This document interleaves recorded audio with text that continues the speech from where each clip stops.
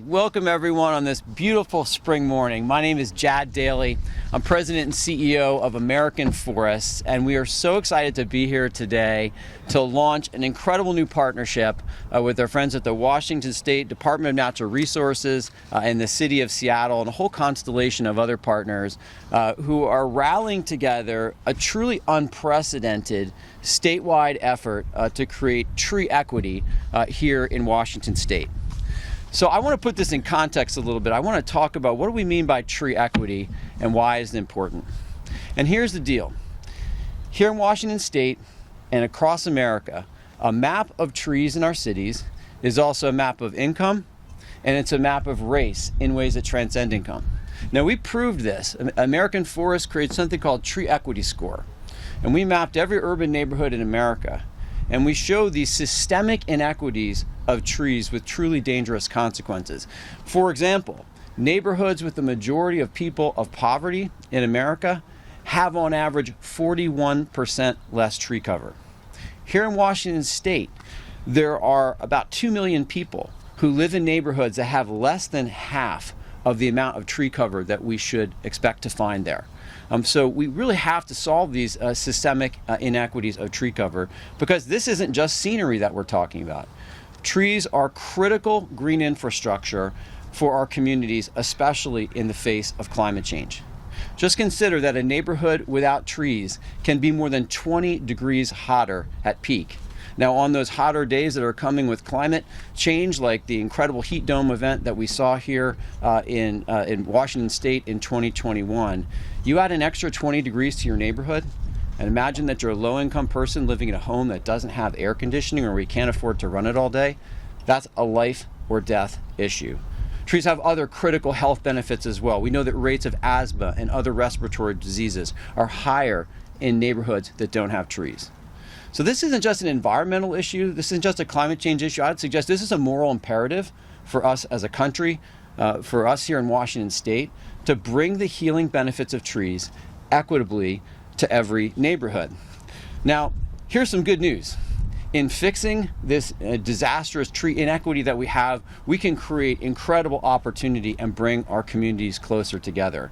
We've done research that shows that we can create 25.7 direct, indirect, and induced jobs for every $1 million that we invest in this work of growing and planting and caring for trees. And we can make sure that those jobs opportunities are going to the people in our communities who need them the most.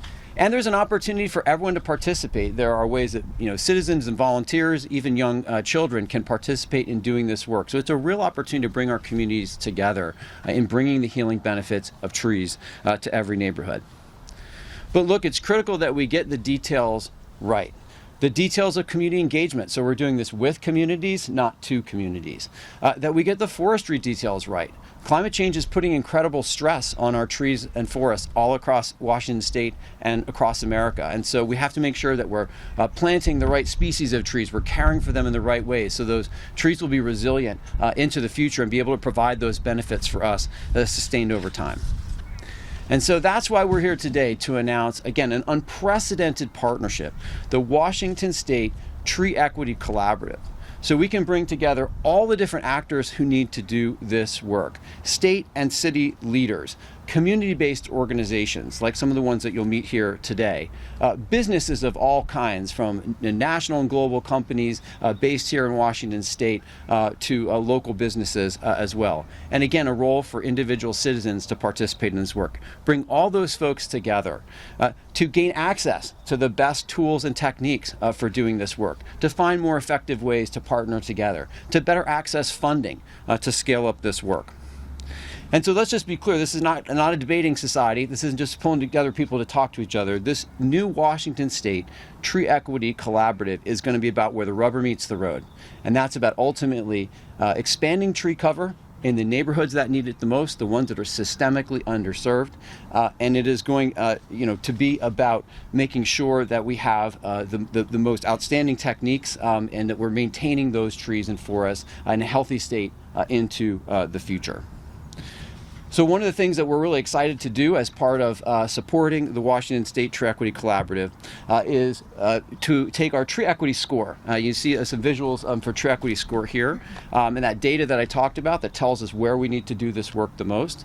We're going to be providing an extension of that tree equity score tool here in Washington State, so we can apply that data all the way down to the level of individual properties, making sure that as different organizations and city leaders are doing this work across Washington State, we can be as precise as possible in expanding tree cover and making sure that we're taking care of our trees and prioritizing those efforts to the neighborhoods and even the individual properties that need them the most. And so ultimately, a couple of goals to keep in mind. If with just another 2.6 million trees, we have the opportunity to bring every single neighborhood across Washington State up to a standard of a tree equity score of 75. With an additional 13 million trees, we could bring every neighborhood in Washington State up to a score of 100, bringing incredible benefits, health and other benefits to people all across the state. So now I'd like to introduce our quarterback for this effort, the amazing Commissioner of Public Lands here in Washington State, Hillary Franz. Now, she needs no introduction to this group. You know that since she was elected in 2017, she's been doing an absolutely incredible job driving protection of Washington State's forests, driving restoration and stewardship to totally new heights, including across the 6 million acres of state lands here in Washington State, and expanding tree cover, including in cities. So instead of reminding you of all the things that you probably already know, that you've seen here in action in Washington State, I just want to put her leadership in national perspective, because the way that she's gone about doing this, we think is really a model for the country. That the approach that Washington State has employed under Commissioner Franz's leadership has left no forest behind, it's left no community behind. It's been everything from tree equity in cities to dealing with communities that are they're being confronted with the effects of wildfire in rural areas. That she's been relentless in following the science, including climate science, not in an ideological way, but in a focused and science-based way to develop strategies for how we can get it right.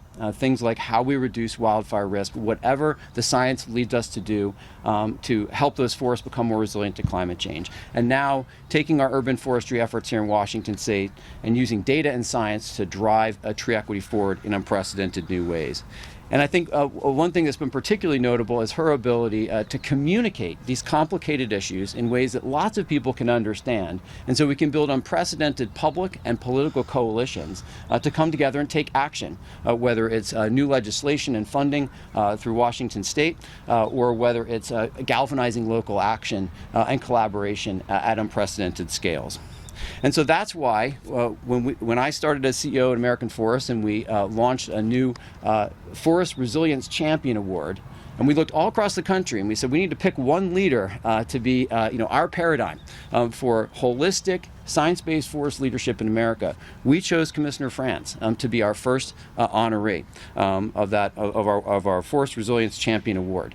That when we were working with the U.S. Climate Alliance, with states across the country that are trying to employ these kinds of strategies, again, we went to Washington State and we said, please be our model that we can use to show other states how to turn their forests into a climate action powerhouse. And when we worked with the World Economic Forum to launch a global platform to help folks around the world figure out how to advance these kinds of efforts. Again, we came to Washington State and brought Washington State in as a partner to make a pledge to OneT.org and ultimately to be our model for science-based, inclusive forest leadership here in the state and ultimately how it should be done all across the world. So with that said, let me introduce Commissioner Hillary Franz. Thank you.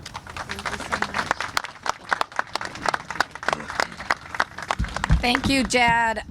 I just have to say you have been a mentor and a role model in your organization, and how you're leading it across the country in every state and every city and every neighborhood has just been an honor to watch and witness, but also learn. And I'm so excited for this partnership. I'm Hillary Franz, the Commissioner of Public Lands, and today we are announcing a historic partnership between American Forest and Department of Natural Resources to increase the pace and scale of equitable urban forestry in every single neighborhood of Washington State. We've set an ambitious goal, one that has not yet been set nationally, that we will truly ensure that every neighborhood in Washington State achieves true tree equity. It is not going to be a small task in any way, and it is going to take a broad set of partners at the national level, the state level, and the local level. A cornerstone of that partnership, and I'm thrilled to have Mayor Harrell here and Justin Farrell, leaders from Seattle who are truly moving that needle here in Seattle and recognizing how imperative it is and how important it is. I also want to thank the other founding members of this, Mayor Woodards and the City of Tacoma, who's also taking unprecedented work and trying to truly bring tree equity in the city. The Carl Maxey Center in Spokane, the 300 Trees organization in Bellevue, and Duwamish Alive Coalition here in Seattle. Now, Washington State is known as the evergreen state for its abundance of trees, yet our trees are truly in trouble. Throughout our state, in eastern and western Washington, millions of acres of our forests are dying as a result of drought, insect infestation, and disease, leading to catastrophic wildfires. And unfortunately, the trees that we have in our city and our state are similarly facing huge challenges. Throughout our state and our cities, we're seeing a decline in the health and the number of trees. This is a result of increasing heat and drought, as well as increasing population and development.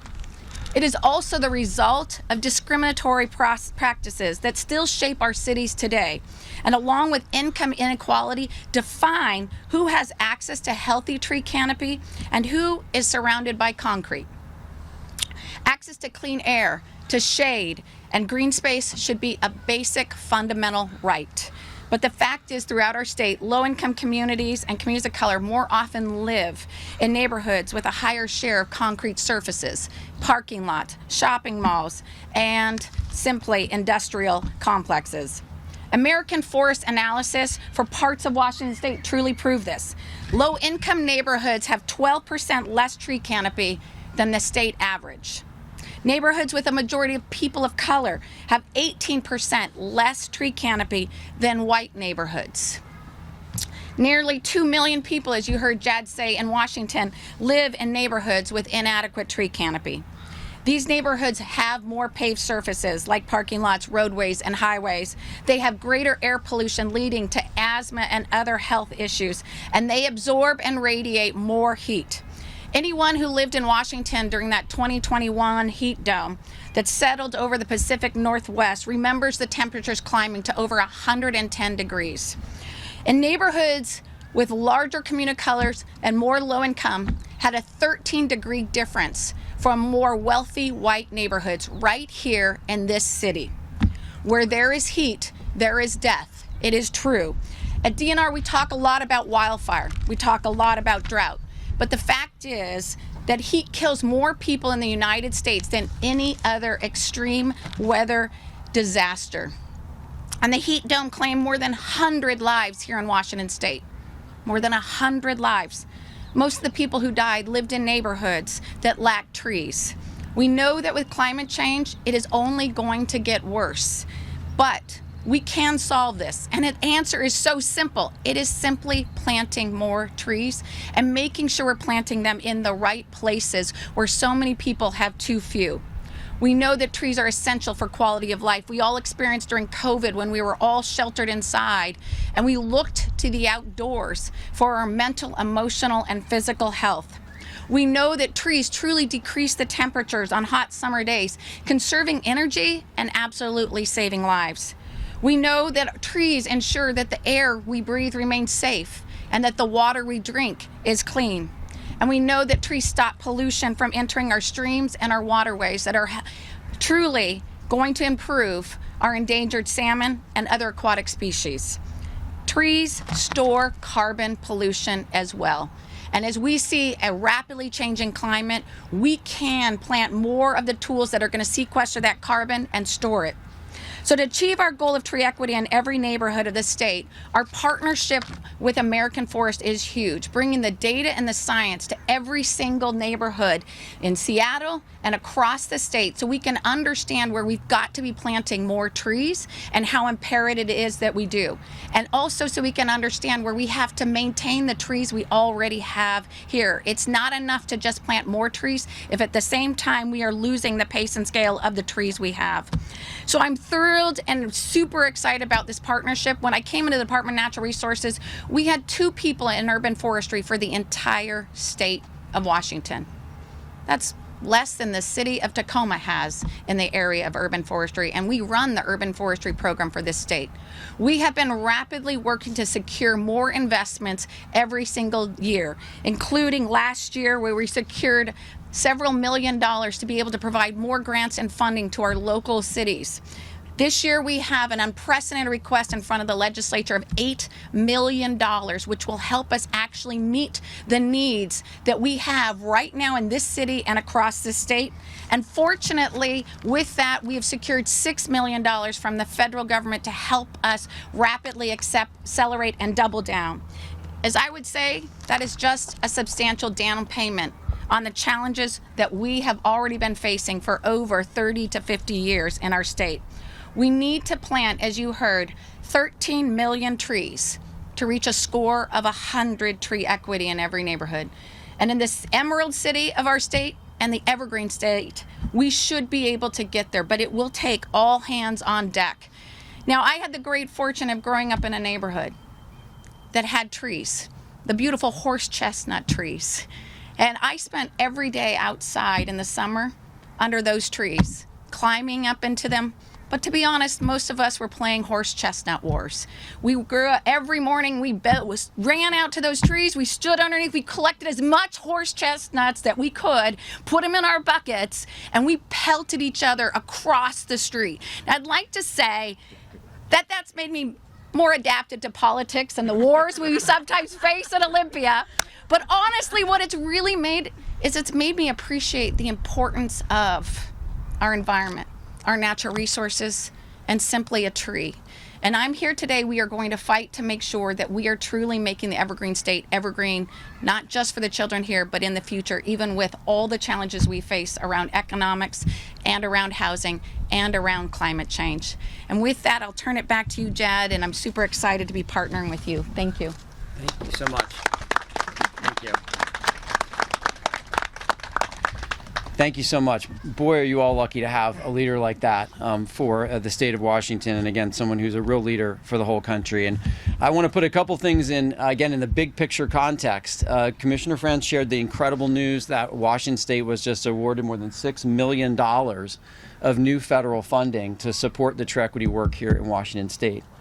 That is part of a new funding allocation of $1.5 billion that was secured in the Inflation Reduction Act through the U.S. Forest Service's Urban and Community Forestry Program that is going to be helping to advance tree equity efforts like this one all across the country. And in fact, I had the privilege yesterday to be in Newark, New Jersey with Senator Cory Booker, who was a real leader in securing that funding, and representatives from the White House announcing a new funding opportunity of $1 billion that has just now opened up. And so cities and partners across Washington State who are going to be part of this new Tree Equity Collaborative have the opportunity to apply for additional funds to augment the state funds that Commissioner Franz spoke about, and to bring those dollars into supercharging work that's happening here in the state, including right here in the city of Seattle, which is what we're going to get to in a moment. So really, really exciting national groundswell around this work, and an opportunity for Washington State to have unprecedented resources in driving that work forward. So as a way of maybe to segue to Seattle, just to note, that heat dome event might have felt like an outlier, but it's actually unfortunately just a preview of the future. There was a study from Duke University that projects that heat-related deaths in the United States, which are over 12,000 per year already today, could rise to nearly 100,000 people per year by the end of this century if we don't do something. And mind you, creating tree equity is a big part of doing something. So a place like Seattle, which you might have thought about more about putting on your puffy jacket on the colder days during the summer, is going to see a lot more events like that heat dome into the future. And of course, we know folks on the east side of the state in Washington State have long been dealing with the effects of extreme heat as a course of business throughout the summer. So there's real urgency to doing this work, and it's incredibly exciting that the city of Seattle has projected itself as a national leader now to how it's using trees to combat extreme heat, as well as to combat inequities of air pollution and respiratory disease in our communities. So I'm really excited to introduce Jessen Farrell, the City of Seattle's Director of the Office of Environment and Sustainability, who previously served as a representative in the state legislature.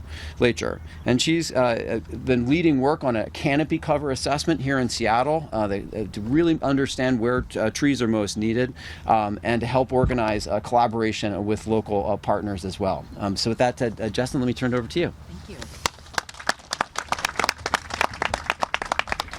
Good morning. It's wonderful to be here. I know it's chilly, so my remarks will be short. I would just like to say a huge thank you to Commissioner Franz for her amazing leadership, both in rural areas in our state and in urban areas. We're so lucky to have her vision and energy as we are really trying to increase our canopy across the state. And I also wanted to thank Mayor Harrell for his leadership. You may be aware that he recently transmitted the strongest tree protection legislation our city has seen, and we're really looking forward to the council passing it. So thank you to Mayor Harrell for your leadership as well. So I'm Jessen Farrell. I'm the Director of the Office of Sustainability and Environment. We recently completed our city's tree canopy assessment. We undertake this every 6 years. And unfortunately, we have discovered that the Emerald City is slowly losing ground. We have lost 255 acres of trees in the last 6 years. That's an area roughly the size of Green Lake. And overall, that's a 1.7% canopy cover loss. And our goal is to get to 30% canopy cover loss equitably distributed across the city. I'm going to talk about a couple of specific findings because I think it's important for our work going forward. Number one, Commissioner Franz referenced, and also Jad from American Forests, that our tree infrastructure is inequitably distributed, and we see that in the city of Seattle. So those neighborhoods that have experienced structural racism, that have experienced economic disinvestment, which closely scans with race and economic status, not only started with less canopy, but lost more canopy in these last 6 years. So while the overall canopy cover loss was 1.7%, some neighborhoods saw even greater loss, like Rainier Valley, like some of our industrial neighborhoods like Georgetown. So we really need to turn that around. The second thing, of course, is climate change is a big theme. And we also found that for every increase of 5% of canopy cover, we also saw a 1% degree of cooling. So literally we see on the ground where there is more canopy cover, it is actually cooler. And so we need to be investing in canopy cover as we are struggling to adapt with the increasingly dangerous impacts of climate change. And not only are trees important to help us deal with climate change, but we have to take better care of our trees in the face of climate change because they are stressed out. They are stressed out from increased pests, from flooding, and from the increased impacts of heat. So we are really excited to join this Tree Equity Collaborative. The city has invested in the Office of Sustainability and Environment to partner with community organizations to create a tree equity canopy plan. So we're really going to be able to guide our investments, and with partnership from the state and the federal government and community leaders like DNDA and Duwamish Alive Coalition, we're really looking forward to building a truly emerald city that everyone can enjoy. So with that, I am going to turn it over to Mayor Harrell. Thank you once again.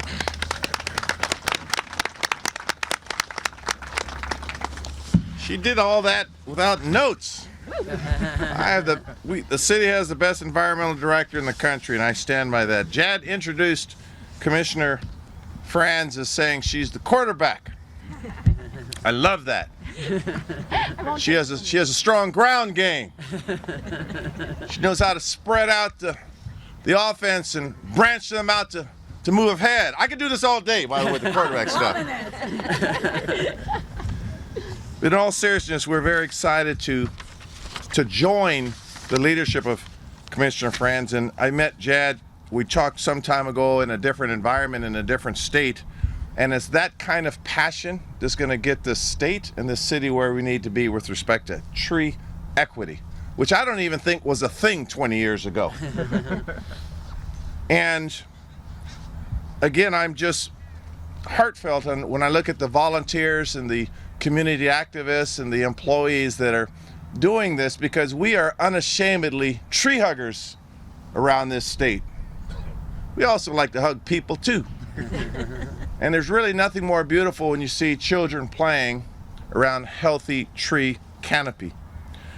Our most recent tree canopy cover assessment that Justin spoke about showed that we have more work to do to protect and grow our canopy. We start with the data. We're not afraid in this state and in this city to open up with our data.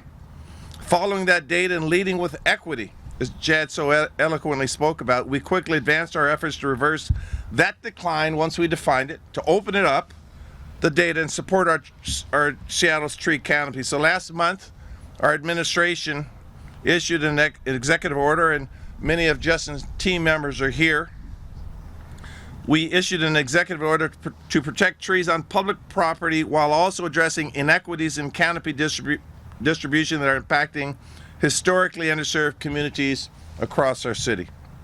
Some key components including creating what we call a One Seattle Tree Fund, which will fund new tree plantings in areas with low canopy cover. Now, this executive order that we issued will also expand public-private partnerships to support new innovative funding mechanisms to maintain and grow Seattle's urban forest on public lands. And again, I want to thank Jad for your advocacy nationwide, our commissioners, Franz's leadership, because it takes resources. That's a fancy way to say it takes money. But it ensures that any healthy tree removed from the city property under our executive order is replaced with 3 new trees. That's the data that's going to drive this equity work. This legislation we propose in partnership with the City Council will strengthen our city's tree ordinance and protect over 150,000 additional trees. Now, we know it's going to take many years to see gains in our canopy cover. When I talk about looking at all of our issues in our ecosystem, I talk about, yes, we want short-term wins. We'll take those short victories, quarterback. But we also realize that this is a journey. And it's going to take these kind of partnerships between public and private action. Our urgency today reflects a healthier, greener Emerald City tomorrow. And if we do this the right way, these kids that we see playing will be behind this podium carrying on this legacy of work that we're doing. I'm very proud to partner with the Department of Natural Resources, American Forests, and community groups here to join the Washington Tree Equity Collaborative and sign our city, the City of Seattle, onto this pledge. So over the next 5 years, the city is going to be planting 8,000 trees on both public and private properties and over 40,000 trees in parks and natural areas. And I need you to applause on that because that's some serious work. I'm not afraid to ask for applause on that kind of data. I also want to thank the Mayor of Tacoma, Victoria Woodards, for also signing on to this pledge, and we appreciate that partnership. Together, we will grow a healthy tree canopy across Washington, living up to our promise of being the evergreen state. And again, for those that have come out, I cracked a bad joke, and I'm sort of known for doing that in my life. And when Commissioner Franz or Jad was talking about global warming, I said, well, we could use a little of that global warming today because it is a little chilly. But in all seriousness, even the weather fluctuations we know is a direct result of what's happening to our planet. We know that. And in the work we're doing to not only hug our trees and hug our people is going to take this kind of commitment. Federal, state, localities working together, and most importantly, community. So thank you very much. And now we're going to hear, I believe, from a community leader. Yes. Willard, I believe, and Jad's going to do. You do good on the introductions. You do much better than me. Thank you so much, Mayor Harrell. Again, another true national leader. We met each other at the South by Southwest event where he was sharing Seattle's incredible climate leadership, including with tree equity, with a national and actually even global audience. So just so grateful for the incredible work that you're doing. And I really want to underscore this really holistic vision that you laid out around tree protection, maintenance, and planting. It isn't any one of those things. It's all of the above. And so just to have a city that's taking that kind of comprehensive approach and doing it in such a science-based and data-driven way is an incredible model. And so again, this collaborative is a chance for all of us to learn from each other and really get those kind of best practices and approach to be the new normal for how we go about doing this kind of work. Well, I like to often say, I think really the foundation of the whole tree equity movement is community-based organizations. Those frontline organizations that are out there at the absolute ground level making this happen every single day and making sure that we're doing it in a way that's really rooted with community. And so I'm very excited to introduce Willard Brown with Duwamish Alive. Willard is a leader in the Duwamish Alive Coalition. He's been part of the community engagement team with the coalition for a number of years now. And Willard has an incredibly deep history in community leadership here in Seattle. He worked at the Delridge Neighborhoods Development Association, where he served as the Director of Housing and Environmental Programs and supported the restoration of the Delridge wetland. He works for over 30 years at the Seattle Housing Authority and serves on the board of the Equitable Development Initiative, where he fights for investments in infrastructure in all neighborhoods experiencing the displacement of cultural, structural, and environmental assets. And he's had a really key role in creating a dialogue in the community around the benefits of green infrastructure and focuses on wetland restoration and stewardship projects as a means of enhancing community stewardship and making connections to environmental education in schools.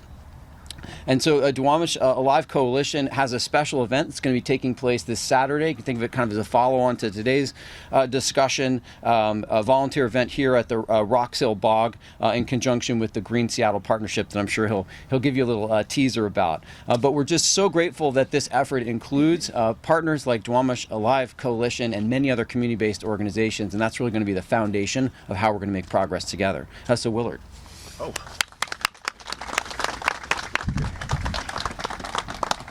Thank you, and I want to welcome all of you to Delridge. This location here is a project in process. We are working on the restoration of the Roxhill Bog, which, if you cannot believe this, is drying out. I can remember when I first moved here to West Seattle, I used to bring my twins to the Westwood Village, and I would have them come over here and play in the park while I did my shopping, whatever. And then when they got back to the car, I would tell them, oh no, you cannot get in the car until you take those shoes off. Okay, you're not muddying up my mats and you're not making my car a muddy mess. So we used to have to put them in the trunk. Well, guess what? That is no longer the condition here. The situation has changed so much due to climate change and other factors that we have been working to restore and bring attention to the needs of this community and the needs of this specific location for the purpose of revitalizing it and restoring it for the future and for others coming along in the future. The Roxhill Bog is the headwaters of Longfellow Creek, right over here. Longfellow Creek is Delridge's Creek. It has one little tributary, Puget Creek, and those two waterways run through our neighborhoods and run through our backyards. And it is vital that the creek itself remains healthy and that the water levels within the creek rise because the creek level is lowering. And one of the ways we can do that is to actually increase tree canopy, whether it is in the parks, in neighborhoods, anywhere along the route of the creek would be great, would be a wonderful outcome. So with that, I want to say thank you to a number of folks. First and foremost, the Seattle Green Spaces Coalition. led the fight for restoration and preservation of green spaces all over District 1, in Georgetown, in South Park, here in Delridge. Seattle Green Spaces Coalition also championed the transition of the Myers parcels from to the public sector so that it could be preserved as green space. And that was done in 2016, and it languishes. It has not yet been transferred to the Parks Department. We went to work and supported the wetlands, Delridge Wetlands Project. That was my project, the last project I led while I was at Delridge Neighborhoods Development Association. And we're moving forward this year with an aggressive plan to actually complete the project. And the Delridge wetland is critical because it's there where community comes together on a number of fronts. It has the environmental factor, it has the education factor, it has partnership with the STEM school right down the street, it has the support of all the community, the neighbors and the like. And so it is a very important project, as they all are here in the Delridge corridor. The other project I would like to point out that is of vital importance is what's happening on the other side of this project. There is construction work planned for this year, and this project construction budget has been provided through the King County Waterworks program as well as through Boeing Foundation. So we have partnerships with Seattle Public Utilities, Seattle Parks and Recreation, King County Governance, Waterworks. We also have partnerships with Delridge Neighborhoods Development Association, who brings volunteers and coordinates activities with students in the area, with the Roxhill Elementary and with Seattle Public Schools in that effort. We have partnerships with Duwamish Alive and a partnership with the community itself. So this community is composed of people of color primarily, low-income people of color, and yet they come out here and they volunteer here. They live in the surrounding areas here, and they support this project wholeheartedly. And so we are looking forward to more investment in this project and in future projects that will address the issues of climate change, the health of Longfellow Creek, and the health of our community. Thank you. Thank you so much. Thank you so much. Such gratitude for organizations like yours and volunteer-led efforts all across the country that, again, are just really the foundation of this work. And I want to really note that when that incredible new allocation of federal funding that I described was made, there was a lot of discussion around the importance of making sure that those funds are distributed equitably and deeply across the field to support organizations that are volunteer-led or partially volunteer-led, and making sure that more people are getting financially supported to do this kind of work so we can have equitable participation in driving it forward. So I want to close by I want to recognize a few special friends, partners, supporters who are here today. The REI Director of Government Affairs, Taldi Harrison, is in the crowd with us, as well as the REI State and Local Government Affairs Manager, Tom Bugert. Seattle City Council Member Dan Strauss was not able to join us, but the mayor, I believe, mentioned him as a key partner in this work. Friends of Seattle's Urban Forests, a key partner, Tree Pack, the last 6,000. Christopher Williams, Deputy Superintendent of Parks for a City of Seattle, a critical partner in doing this work. You've heard a few of the other commitments to the Washington State Tree Equity Collaborative mentioned, but I just want to mention them again. In addition to City of Seattle, the City of Tacoma, thank you, Mayor Woodards, the Carl Maxey Center in Spokane, for the 300 Trees organization in Bellevue, and again, the Duwamish Alive Coalition, which we just heard from, critical folks who have and organizations that have made commitments to this new Tree Equity Collaborative. And lastly, I would just like to give really profound thanks to our friends at Washington State DNR, who have just been incredible partners to American Forests in orchestrating this new development of this collaborative, and just so grateful to the City of Seattle for kind of coming in as an anchor partner to help us get this started. We've got really important work ahead of us. I maybe just ask if, in closing, just just think for a minute about everything we've talked about and the profound importance of trees, and just give yourself a moment to imagine the neighborhoods that right now don't have this healing benefit, that don't have that cooling shade, that don't have that improved air quality, that don't have just the mental health and peace, serenity that comes from just looking up at a tree on a spring day. And just allow yourself to imagine every neighborhood having this blanket of beautiful, healthy trees spreading out so that we can all enjoy that. We can all have those life-giving benefits on a daily basis. That's what's at stake here. And we're going to make it happen in Washington State. We're going to lead the country and the world on how to get this done with the right kinds of partnerships. And so really grateful that you helped us all get this started the right way here today. And we're going to go put our sweat equity into tree equity and go do some mulching over there in a little bit if you want to come join us. Thanks so much.